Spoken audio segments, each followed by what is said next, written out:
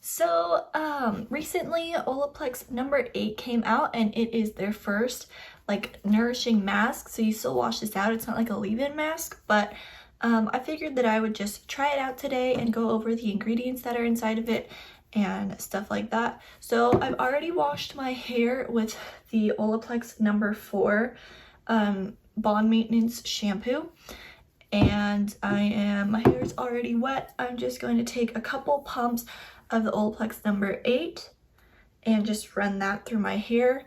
It says that it's supposed to moisturize, smooth, add body and shine for all hair types.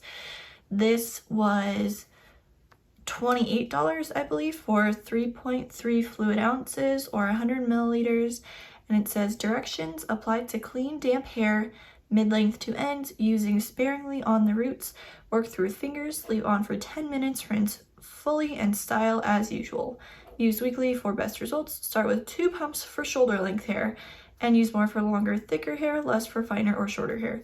So I have a bit longer than shoulder length hair, so I think I'll probably try 3 pumps first and see if that's enough. I like to like really saturate my hair with masks just because I want it to like really work. So, but I'll start with 3 pumps. So here we go. 1, 2, 3. It's like a decent amount of product. I'm just gonna rub it around and then just run it through mids to ends and really saturate the ends, because I have some split ends going on and I should probably get my hair cut, but I don't usually get my hair cut. I kind of just cut it myself and it always turns out bad, and then I don't do it again for like 6 months. So yeah, so I'm just pulling it a bit higher up. There's like pretty much no product left on my hands, but I'm just bringing whatever is left just up here. Usually when I use conditioner, I actually do put it pretty far up on my head just because all the way up to like here has been bleached. And I don't mind if my hair gets oily. I just want to make sure that it's not damaged. I'll just use dry shampoo if I need to. So 3 pumps did seem to saturate my hair pretty well. I'm just going to use an extra pump on the ends, just like to really see that it works, you know, to really get like the best results, just really saturate it entirely. And the bottle says to leave it in for 10 minutes.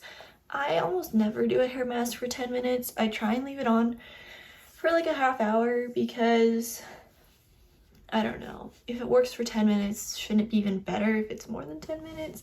I don't know, that's just my logic. So I'll probably leave this in, well, I guess for the instructions it says 10 minutes, so I'll just do 10 minutes and see how it turns out, but usually I would leave it in for longer. So I'm just gonna let this sit and I'll be right back. Alright, so while I'm letting the Olaplex number 8 sit in my hair, I figured I could go over the ingredients list.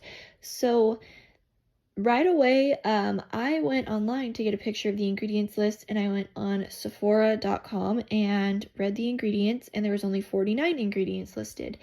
And previously, I'd been doing research using the back of my Olaplex number 8 bottle, and there were 53 ingredients listed. So there's already a discrepancy of 4 ingredients, but I'll get to that later.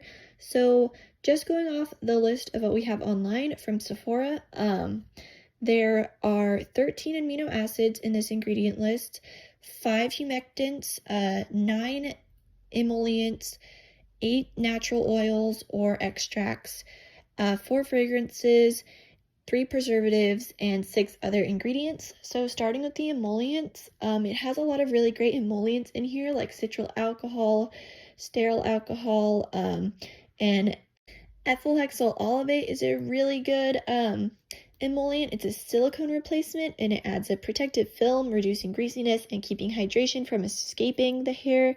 And it is a natural ester derived from olive oil, so that's a really good emollient.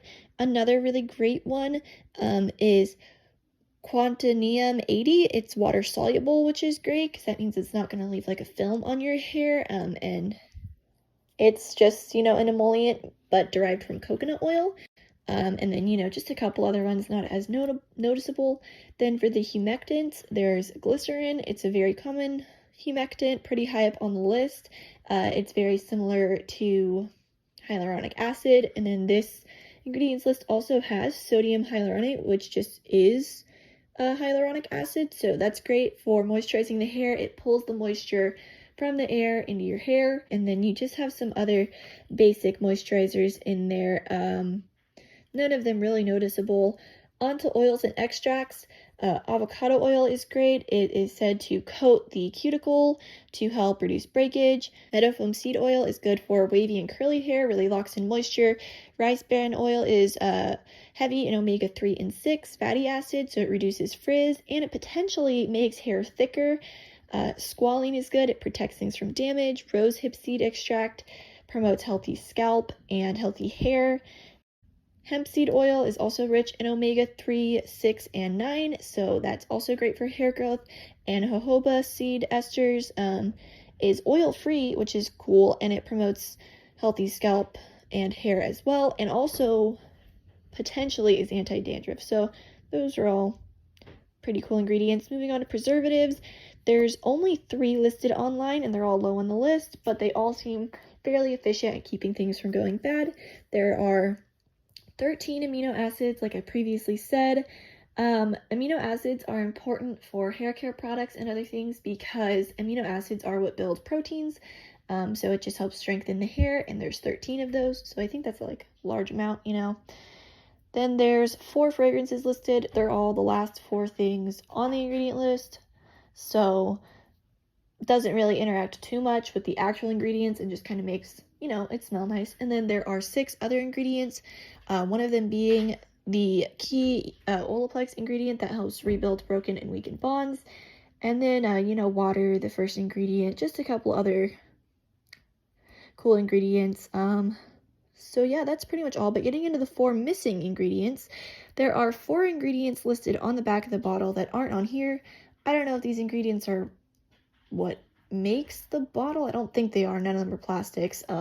But the ingredients that are missing are propylene glycol, which is humectant, isopropyl alcohol, which is an alcohol, not a fatty alcohol, just a normal one, but it does help other ingredients absorb into the hair, which is often why it's found in hair care, sodium nitrate, which is antibacterial, and tocopherol, if I'm saying that right, which is vitamin E and helps protect from sun damage.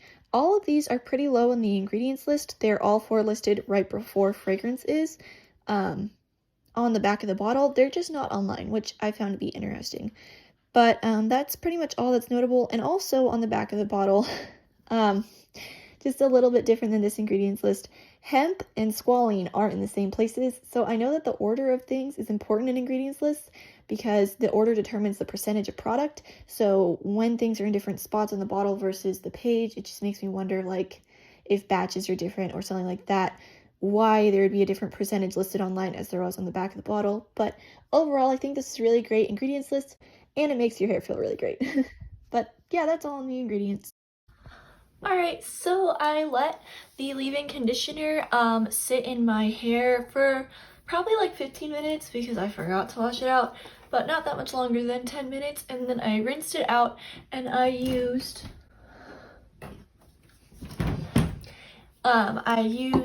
the Olaplex No. 6 Bond Smoothing Leave-In Conditioner. Just like styling cream, reduces frizz, nourishes and protects. And then I mixed that in with the Olaplex No. 7 Bonding Oil. Pretty much the same thing, but it's just in an oil. I always just mix those 2 together, put it on damp hair, and I usually let my hair air dry, but I blow dried my hair because I don't want to go to bed with wet hair because it makes my hair all crinkly.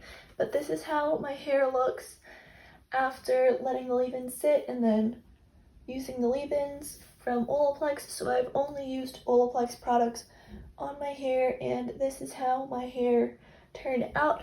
It's like extremely soft, and I don't know if you can see how my split ends are, but they don't look bad at all. They look like really good. Actually, they don't even look like I have split ends, which is cool because I don't like cutting my hair. My hair looks very smooth, and it's very soft, like my fingers can just run through it, which is nice because the ends of my hair have probably been bleached 6 or 7 times, and they look like this. So that's really, really good in my opinion. And then also my roots, nothing looks oily or, I don't know, like I put a bunch of oil and leave-in stuff in it. It looks very healthy and like not greasy or oily at all. It looks, I don't know, matte, but not in an unhealthy way. So yeah, that is how Olaplex number 8 looks on my hair. Yeah, that's pretty much all. Have a good day. Bye.